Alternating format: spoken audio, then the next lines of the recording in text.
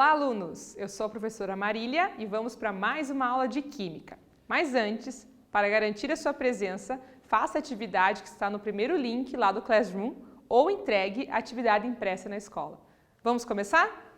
Então, a aula de hoje, os nossos objetivos são resolver exercícios sobre cinética química, velocidade instantânea, velocidade média, condições para a ocorrência de uma reação química e diagramas energéticos das reações. Vamos começar? Para dar um começo aí, vamos relembrar um pouquinho. Cinética é a parte da química que estuda a velocidade das reações e os fatores que a influenciam.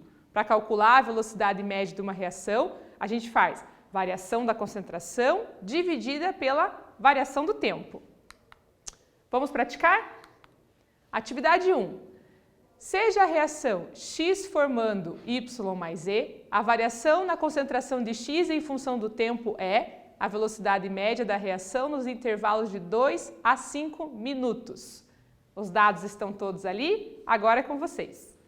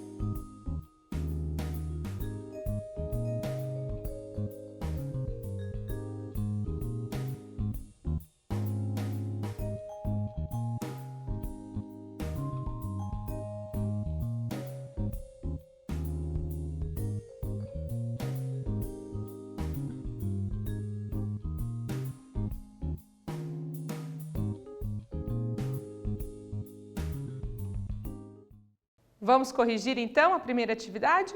Olha só, você tem que prestar atenção que o exercício ele me dá o tempo em minutos e ele quer saber em segundos, então eu vou ter que fazer a modificação da unidade, tá? Sabendo que 2 minutos são 120 segundos e que 5 minutos são 300 segundos.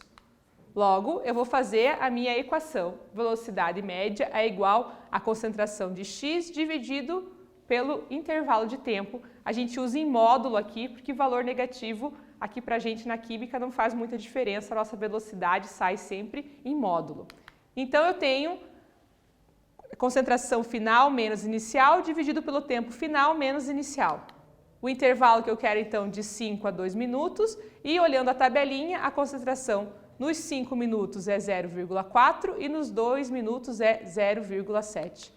Fazendo a continha, então, eu tenho meu resultado final, que é 0,1 mol por litro por minuto, é a velocidade para o X. Agora, atividade 2. Foi adicionado 0,50 grama de magnésio metálico a uma solução diluída de ácido clorídrico. Após 10 segundos, restou 0,40 gramas de magnésio sem reagir. A interação ocorreu segundo a reação. Qual é o valor, qual é a velocidade média aproximada dessa reação no intervalo de tempo de 10 segundos expressos em mol por segundo. Agora é com vocês.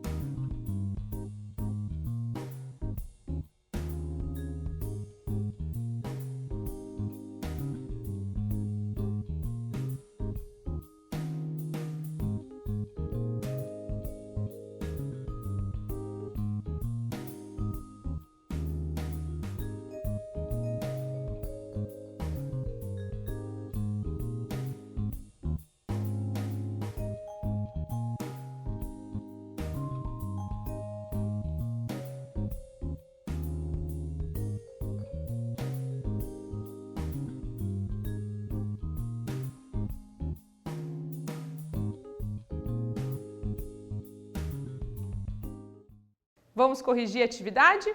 Olha só, ele conta a história da reação e diz o seguinte: adicionando 0,50 restou 0,40. Qual é a velocidade média aproximada dessa reação no intervalo de tempo de 10 segundos e tem que estar expresso em mols por segundo. Ele dá o dado lá que é a massa molar do magnésio, 24 gramas por mol.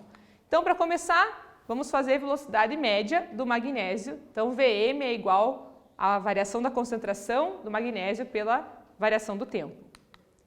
Tenho então final menos inicial e aí os valores. 0,4 no final menos 0,5 que eu tinha no início e o tempo 10 segundos. Lembrando que aqui meu resultado então vai ser gramas por segundo. E a gente tem o resultado de 0,01 gramas por segundo. Mas o exercício quer saber em mols. Então eu vou ter que fazer mais uma continha. Se 1 mol de magnésio é a mesma coisa que 24 gramas de magnésio, 0,01 gramas de magnésio representam quantos mols? Para isso, minha regrinha de 3, multiplicando cruzado lá, eu vou ter o meu valor final de 0,00042 mols por segundo, ou 4,2 vezes 10 a menos 4 mols por segundo, fazendo notação científica para o número ficar mais ajeitadinho na resposta. Essa então é a resposta final. Qual é a velocidade média aproximada expressa em mols por segundo? Certo? Atividade 3. Numa experiência, a reação de formação da amônia, NH3, a partir do N2 e do H2, está ocorrendo com um consumo de 12 mols de nitrogênio a cada 120 segundos. Nesse caso, a velocidade de consumo do hidrogênio é... Agora é com vocês.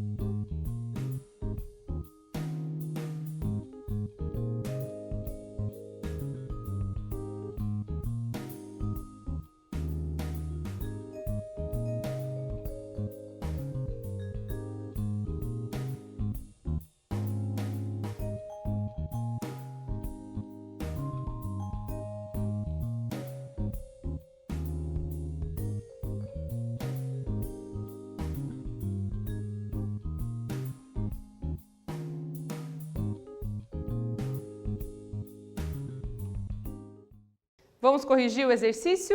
Olha só, a primeira coisa que a gente tem que fazer aqui é transformar as palavras que ele contou ali da história dessa reação numa equação química. Então eu sei que o N2 mais 3H2 vai formar 2NH3, respeitando o balanceamento e a lei do Lavoisier, que vocês já sabem. Fazendo isso, eu tenho a historinha lá aqui, 12 mols de nitrogênio cada 2 minutos. Quantos mols de nitrogênio eu teria em 1 minuto? Regrinha de 3, meu valor então dá 6 mols por minuto. Ele quer saber, na verdade, qual é a velocidade de consumo do hidrogênio. Partindo dessa ideia, eu sei que 1 mol do N2 está para 3 mols do H2. Da onde eu tirei essa informação? Da equação química aqui. 1 está para 3. Então, se eu tenho 6 mols, quantos mols eu vou ter dentro dessa condição aqui? vamos ter então 18 mols por minuto de hidrogênio gasoso sendo consumido nessa reação aqui, certo? Atividade 4. Amostras de magnésio foram colocadas em solução de ácido clorídrico em diversas concentrações e temperaturas, havendo total dissolução do metal e desprendimento do hidrogênio gasoso. Observando os resultados expostos na tabela a seguir, em qual caso a taxa de desenvolvimento média da reação foi maior. Agora é com vocês.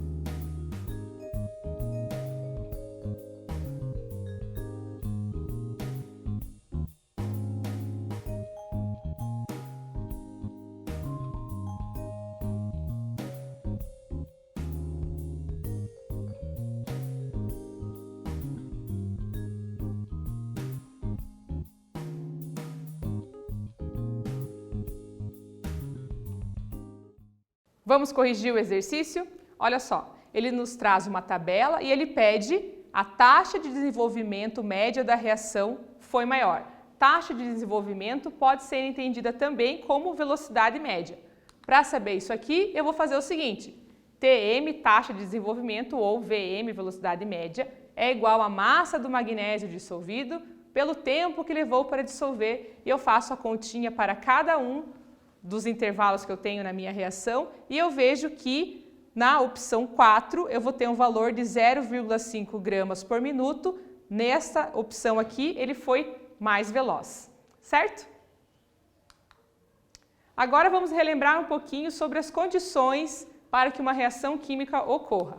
Temos as condições obrigatórias, que os reagentes devem estar em contato, ou seja, tem que estar todo mundo dentro do mesmo frasco para que as coisas aconteçam. E deve haver afinidade química entre os reagentes. Por exemplo, se você mistura água e óleo, nunca vai aparecer ali outro produto, porque essas duas substâncias não têm afinidade química. Essas, então, são condições obrigatórias. Sem elas, não acontece reação química. Temos também condições chamadas acessórias. Essas a gente pode dar alguma alteração para que as coisas funcionem. A primeira delas é que as partículas, átomos, moléculas ou íons, aí vai depender de cada reagente que eu estiver usando ali, devem colidir entre si. E as colisões entre as partículas dos reagentes devem ser efetivas, ou seja, ocorrer com uma orientação favorável e com uma energia suficiente para romper os reagentes. Então, as condições acessórias, que deve colidir e que a colisão tem que ter um ponto certo e uma energia suficiente, a gente pode modificar isso aumentando a concentração ou a temperatura, por exemplo. Por isso são condições acessórias e as outras duas são condições obrigatórias. Tendo relembrado tudo isso, vamos fazer atividades sobre esse assunto também. Antes, vamos lembrar um pouquinho da energia de ativação, que é a energia mínima para que as moléculas precisam para se chocarem, isso é, para haver colisão efetiva. E para calcular a energia de ativação, eu vou fazer energia ou entalpia do complexo ativado, que é o estágio intermediário dentro do caminho da reação, menos a energia ou entalpia dos reagentes. O complexo ativado, como eu bem disse, é a fase intermediária lá no caminho da reação, o ponto mais alto da nossa curva lá nos diagramas de energia das reações. Agora sim, vamos praticar esse assunto. Atividade 5. De acordo com o gráfico, assinale verdadeiro ou falso. Agora é com vocês.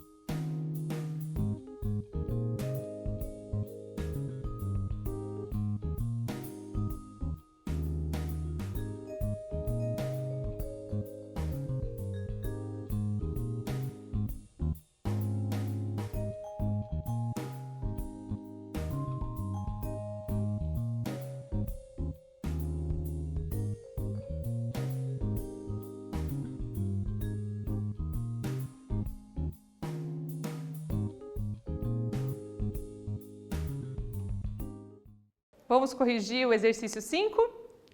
Vamos analisar então cada uma das frases e ver ali o que é verdadeiro ou falso. Então a primeira fala o seguinte: a energia de ativação da reação direta é igual à energia de ativação da reação inversa. Falso. Então eu tenho a reação direta aqui de A indo para B e a reação inversa seria de B indo para A, e aí a diferença de energia de ativação é o valor diferente. Olha só, porque aqui do A indo para o B seria só esse primeiro espaço aqui. Na reação ao contrário seria esse espaço que corresponde a essa distância aqui, então nesse caso seria maior, então não é igual, a primeira é falsa. B. A energia de ativação da reação direta é maior do que a energia de ativação da reação inversa. Falso. Acabamos de ver ali que é o contrário. Na reação inversa, partindo do B para chegar no A, eu teria uma energia de ativação bem maior, que é todo esse espaço aqui. Quando do A para o B, eu tenho só esse espaço até aqui. Na C, a energia de ativação da reação inversa é C menos B. Então, reação inversa, saindo do B e indo para o A. Se eu quiser a energia de ativação, vou fazer essa diferença entre esses dois espaços aqui, correto?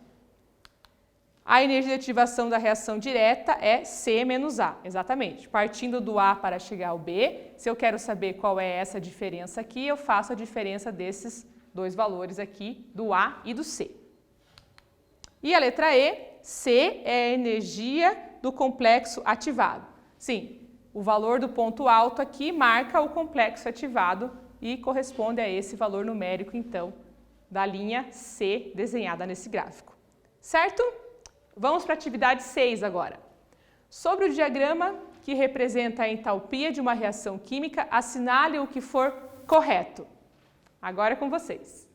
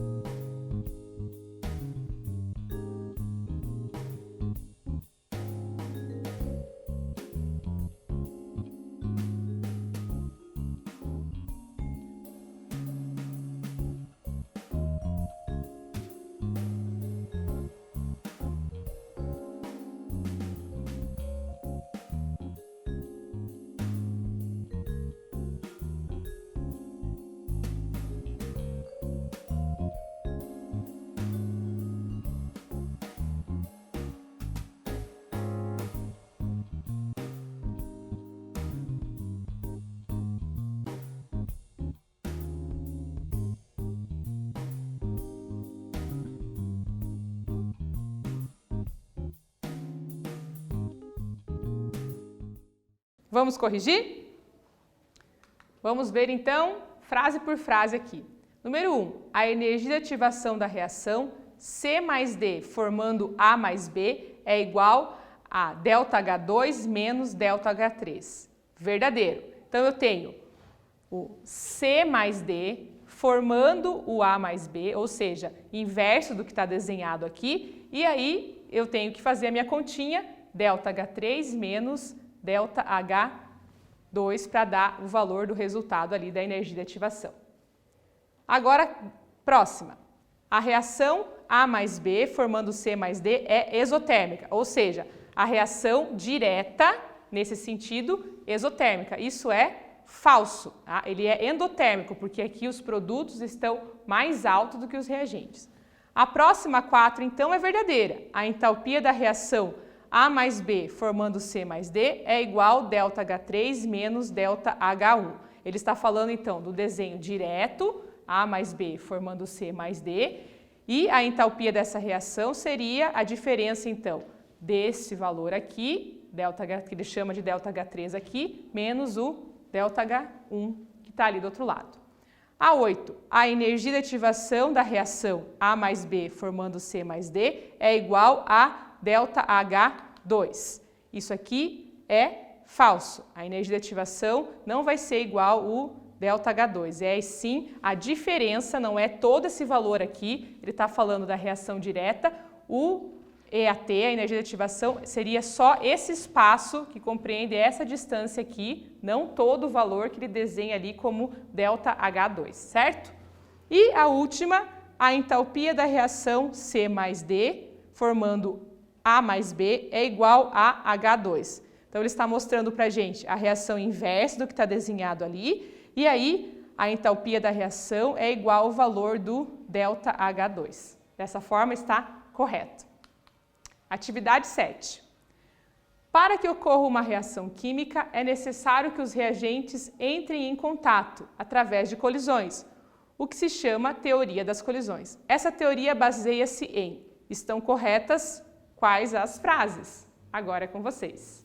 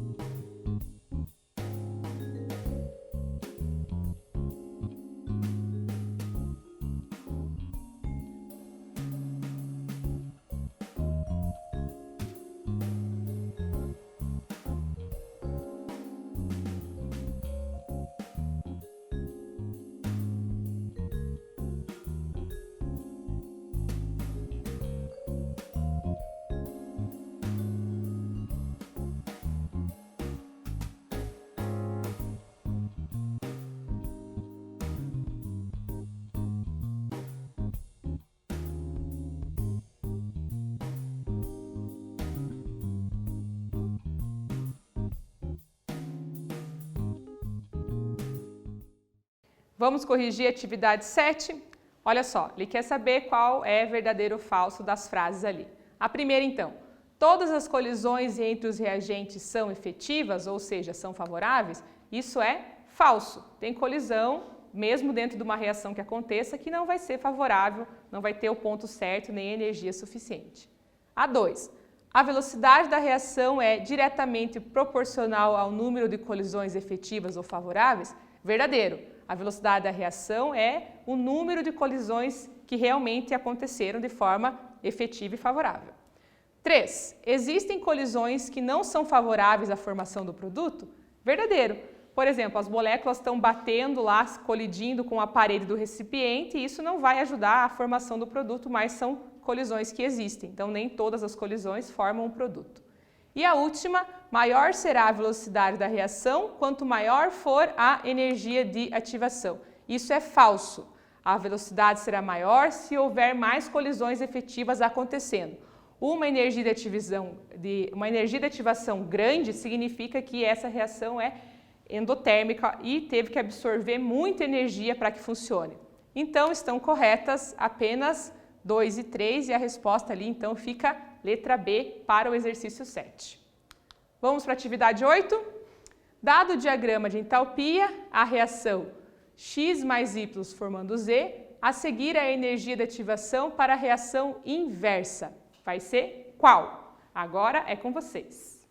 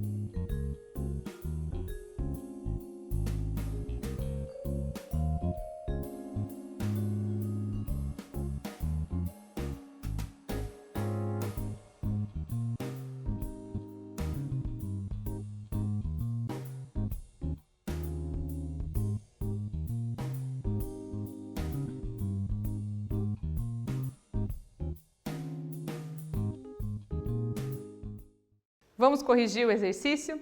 Olha só, ele dá o desenho do diagrama partindo de X mais Y formando Z, mas ele quer a energia de ativação do processo inverso, ou seja, do Z formando o X mais Y. Então, vamos fazer o seguinte.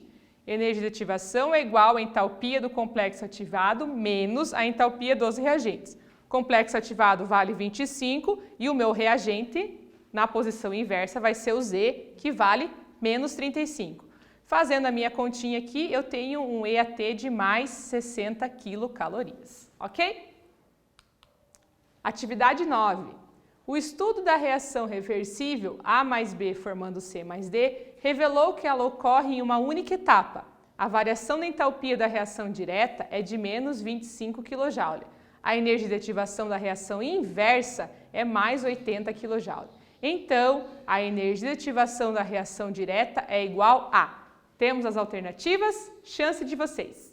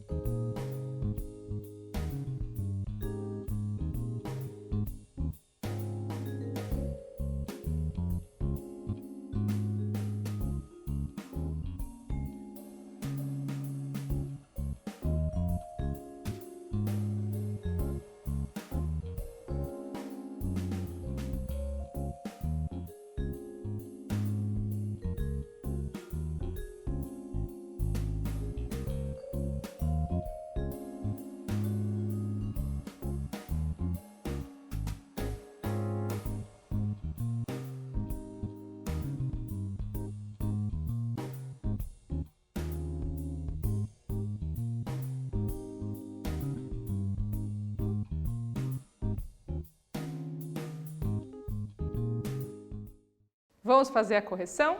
Olha só, ele diz o seguinte, que a variação da entalpia da reação direta é menos 25 kJ e que a energia de ativação da reação é mais 80 kJ, certo? Então, eu vou colocar lá o meu valor EAT, energia de ativação, é igual energia do complexo ativado menos a energia ou entalpia dos reagentes. Usando os números que ele me forneceu ali, 80 menos 25, tem um valor de mais 55 kJ, resposta letra C, para o exercício 9.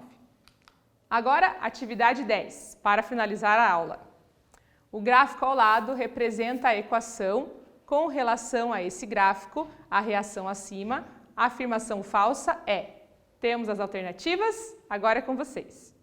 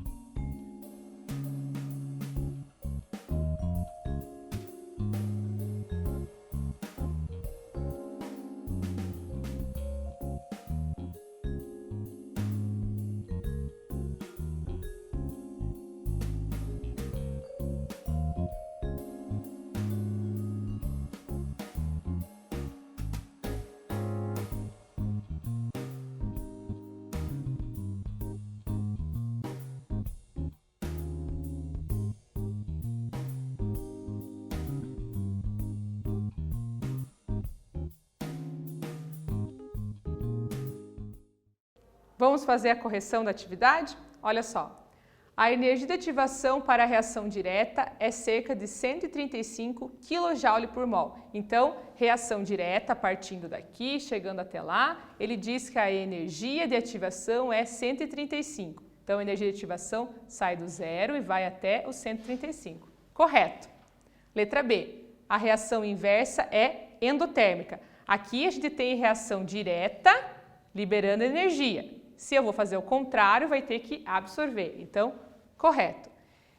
Em valor absoluto, o ΔH da reação direta é cerca de 225 kJ por mol. Então, ele está falando da reação direta e o valor da entalpia dessa reação vai ser 225, ou seja, é essa diferença aqui, final menos inicial, considerando que aqui é o valor zero, e aí eu tenho 225 como valor da reação direta.